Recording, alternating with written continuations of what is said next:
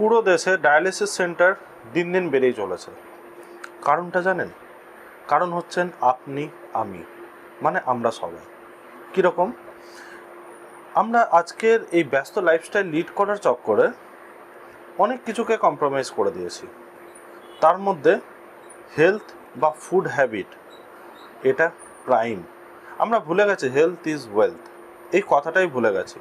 এখন আমরা শুধু একটাই জানি, মানি ইজ ওয়েলথ। শেষে যদি ডাক্তারের কাছেই দিতে হলো তাহলে সে টাকার লাভটা কী? খুব প্রাইম একটি অর্গান কিডনি ট্রান্সপ্ল্যান্ট কোটি টাকা খরচা। কিন্তু কিডনি ট্রান্সপ্ল্যান্টের আগে আমরা অনেকগুলো প্রসেস দিয়ে যাই। সব শেষে সিমটম বা তার কিউরের ব্যাপারে তো জানবই। শুরু হোক নেফ্রাইটিস দিয়ে, কিডনির ওপরের সেল ড্যামেজ হয়ে যাওয়া, কিডনির একটুখানি সাইজে বেড়ে যাওয়া, ফুলে যাওয়া, নেফ্রাইটিস। আসার কারণ অনেক কিছু আছে, একটার পর একটা শুনি।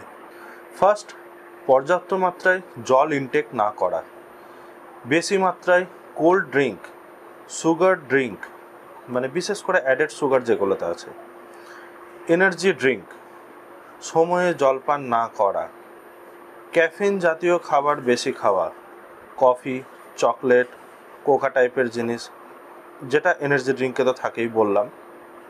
কিন্তু কাজের স্ট্রেসের জন্য আমরা এগুলো করে থাকি।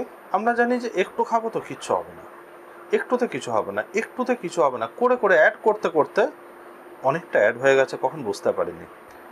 যে কোনো রকম ভেজাল তেল বা খাবার বা ফাস্টফুড যেগুলোতে প্রিজারভেটিভ প্রচুর পরিমাণে আছে, কিছুতে তো লেখাও থাকে না। বাইরে থেকে ধরুন যে রেডি ফুডগুলো খায় সেগুলি ভেবে দেখুন, পোড়া তেলে বানানো। এই ধরনের জিনিসগুলি যখন আমরা করতে থাকি রেগুলার ওয়েতে, সেক্ষেত্রে লিভার মেটাবলিজম প্রথমে ডিস্টার্ব হয়। সেখান থেকে কি হয় যে আমাদের নিউট্রিশন রিকোয়ারমেন্টগুলো সেগুলি শরীরে ফুলফিলমেন্ট হয় না। সঙ্গে কালপ্রিট হিসাবে তো এটা ওটা ড্রিঙ্ক তো আছেই, সাথে আজকের দিনে দেখছি কিছু ক্ষেত্রে জেনেটিকও আসছে। তবে জেনেটিকটা আগেও ছিল, আজকের দিনে সব থেকে বেশি যেটা আসছে লাইফস্টাইল ডিসঅর্ডারের কারণে। বেসিক সিমটমগুলি জানবো। আগে বলে রাখি, আমাদের এই পেজটিতে এই ধরনের informative video, lifestyle disorder related video আপনি প্রচুর পরিমাণে পাবেন। ফলে পেজটিকে ফলো ও সাবস্ক্রাইব করে রাখুন, নোটিফিকেশানের জন্য নোটিফিকেশান অ্যালার্ট অন করে রাখুন। আসুন সিমটমগুলি জেনে নিই। ঘন ঘন ইউটিআই, যেটি হয় কিনা মেয়েদের ক্ষেত্রে বেশি হয়। অনেকক্ষণ ধরে ইউরিন চেপে রাখার কারণে পাবলিক প্লেসে থাকা, বা অনেকের অভ্যেসও আছে। তলপেট মোচড় দিয়ে ব্যথা, ছেলেদের ক্ষেত্রেও মেয়েদের ক্ষেত্রেও, দুজনের ক্ষেত্রে উভয় আজকে পাল্লা দিয়ে প্রায় বলতে পারেন সেম রেশিওতে নোটিস করা যাচ্ছে। আগে মেয়েদের বেশি হতো, এখন ছেলেদেরও নোটিস করা যাচ্ছে। ইউরিন কেটে কেটে পাস হওয়া, বা ইউরিন এক্ষুনি করে আসলেন, আবার মনে হচ্ছে প্রেসার পাচ্ছে, আবার যাচ্ছেন, 2-4 ফোঁটা হচ্ছে, আবার ফিরে আসছেন। কিছু ক্ষেত্রে দেখা যায়, স্পেশালি একটু বয়স্কদের বেশি দেখা যায়, বা যারা সেক্সুয়ালি অ্যাবিউজ করে রেখেছে তাদের ক্ষেত্রেও এই জিনিসটি দেখা যায়, যে স্টুল পাস করার জন্য প্রেসার দিলে প্রস্টেটিক ফ্লুইড, মানে একটু মোটা টাইপের কিছু ফ্লুইড চলে আসছে ইউরিনের দ্বার দিয়ে। এগুলি হলো বেসিক সিমটম, যেগুলিতে আপনারা বুঝতে পারবেন যে আমার ইউরিনের কিছু একটা সমস্যা হচ্ছে।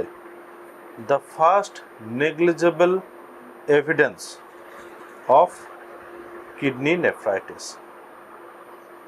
এগুলি আমরা ইউজুয়ালি নেগলেক্ট করে যাই, কিচ্ছু হবে না, জাস্ট দুটো ওষুধ খেয়ে দেবো, ব্যথার ওষুধ খেয়ে দেবো, ঠিক হয়ে যাবে। এখান থেকে শুরু হচ্ছে। ডাক্তারের কাছে গেলেন, প্রাইম কিছু টেস্টে ধরা পড়লো যে ইউরিন দিয়ে আরবিসি পাস হচ্ছে, মানে ব্লাড সেল আসছে, ও ব্লাড টেস্টে আপনার হিমোগ্লোবিনের মাত্রা কম আসছে, আপনার সিবিসি রিপোর্ট গরমিল আসছে, একটার সঙ্গে একটার কোনো ম্যাচ পাওয়া যাচ্ছে না, রেড ব্লাড সেল কাউন্ট কম আসছে, হোয়াইট ব্লাড সেল কাউন্ট বেশি আসছে। কারণ এখনও পর্যন্ত আপনারা ক্লিয়ার হননি, কারণটা এই দিকে যেতে চলেছে। এই সিমটমগুলি অ্যাভয়েড করতে করতে এই ইনফ্লেমেশন আর ইনফেকশন বাড়তে দিতে দিতে চাপা দিতে দিতে আস্তে আস্তে এটা কিডনি অবধি ট্রাভেল করবে বা বেড়ে কিডনি অবধি যাওয়ার মতো আকার নেবে। নেওয়ার সময় আরেকটি সিমটম নোটিস করা যায়, যেটি টেস্ট রিপোর্টে ধরা পড়বে, সেটি হচ্ছে ইউরিনের মধ্যে পাস সেল বেশি আসা, মানে পুজের সেল বেশি আসা। ইউরিনে গ্লুকোজ প্রেজেন্ট থাকা, যেটা ইউজুয়ালি থাকার কথা নয়। ইউরিনে অ্যালবুমিন বেশি মাত্রায় আসা। এই জিনিসগুলি আপনারা দেখবেন ইউরিন টেস্টে বা ধরা পড়ছে। ইউরিন খুব জোরে পেয়েছে, আপনার কিন্তু কোনো সেরম কষ্ট হচ্ছে না বা সেরম কোনো ফিলও করছেন না, আপনি শুধু ব্লাডার একটা টেন্ডারনেস হয়েছে, ব্লাডার একটা হার্ড ভাব হয়েছে, সেটা বুঝতে পারছেন, সেই কারণে আপনারা জোর করে প্রেসার দিয়ে ইউরিন পাস করছেন, সেক্ষেত্রে হচ্ছে। কিন্তু ওই ভারী ভাবটা আধা ঘন্টা পরে আবার ফিরে আসছে। হয়তো সেই মাত্রায় ইউরিন জমেনি, কিন্তু আধা ঘন্টা পরই সেই সিমটম ফিরে আসছে। কিন্তু অ্যাকচুয়ালি এই এতটা ভারী ভাব এত ঘন ঘন ফিরে আসার কোনো চান্স নেই যদি আপনাদের কোনো প্রবলেম না থাকতো। ইউরিন করতে গেলে একটু জেলি টাইপের আসছে, একটু মোটা আসছে, একটা ব্রাউনি কালার আসছে, সেক্ষেত্রে এই ব্যাপারটি কিডনিতে সিস্ট থাকলেও হতে পারে। সঙ্গে যদি নোটিস করেন যে হাতে পায়ে ব্যথা, বিশেষ করে পায়ের তলায়, রিপোর্টটি দেখুন, ওখানে ইউরিক অ্যাসিড বেড়ে থাকলেও থাকতে পারে, যেটি আস্তে আস্তে আপনার প্রতিটা জয়েন্টে ব্যথা বাড়াতে শুরু করবে। যদি এই সিমটম সিভিয়ার হয় বা রিপিটেশন বেড়ে যায়, আগে 3 দিন থাকতো, এখন 5 দিন থাকছে এই সিমটম, তারপর 10 দিন থাকছে, সেক্ষেত্রে দেখা যায় একটা শিফটিং টাইপের পেন, হাতে ব্যথা নয় পায়ে ব্যথা, পায়ে ব্যথা সেরে গেলে আবার হাতে ব্যথা, সাথে পাল্লা দিয়ে জ্বর। তাহলে আপনারা এই রেকারেন্টলি ফিরে আসার যে টেন্ডেন্সি, এটি নিয়ে কি করবেন? ফিরে আসছে তখন তো আপনারা অ্যাকিউট ট্রিটমেন্ট করিয়ে সেরে যাচ্ছেন, কিন্তু ঘন ঘন যে ফিরে আসছে, তার মানে এই সিমটমের প্রেজেন্স আপনার বডির মধ্যে আছে, সেটিকে সারাতে হবে। যদি নেফ্রাইটিসের দিকে না যেতে চান, এই ফ্রিকোয়েন্সিটাকে ব্রেক করতে হবে, সাইকেলটাকে ব্রেক করতে হবে, যেটা প্রতিনিয়ত, প্রতি সপ্তাহে, প্রতি মাসে, 2 মাস পর ফিরে আসে। এটিকে ব্রেক করা খুব ভালোভাবে সম্ভব, পুরোপুরি সেরে যাওয়া সম্ভব। আপনি হয়তো ভুলেই যাবেন যে আপনার এরকম সিমটম হতো বলে। হোমিওপ্যাথিক কনস্টিটিউশনাল ট্রিটমেন্ট, যেটা ডক্টর সায়নী তার clinic Shreyan homeo care, Durgapur, Ashis market A জোনে করে থাকে। এরকম পেশেন্ট আমরা বহুত পেয়েছি, আর পেশেন্টদের থেকে নেওয়া সিমটমই আপনাদেরকে বললাম। এছাড়াও আরও অনেক সিমটম আছে, যেটি অন ক্যামেরা হয়তো আজকে বলা সম্ভব হলো না, তাহলে ভিডিওটি অনেক লেন্দি হয়ে যাবে।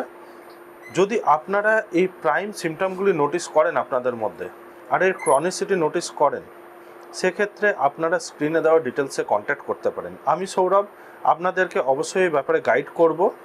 আপনারা ডক্টর সায়নীর সাথে এসে কনসাল্ট করে এই ব্যাপারটি সমাধান করতে পারেন।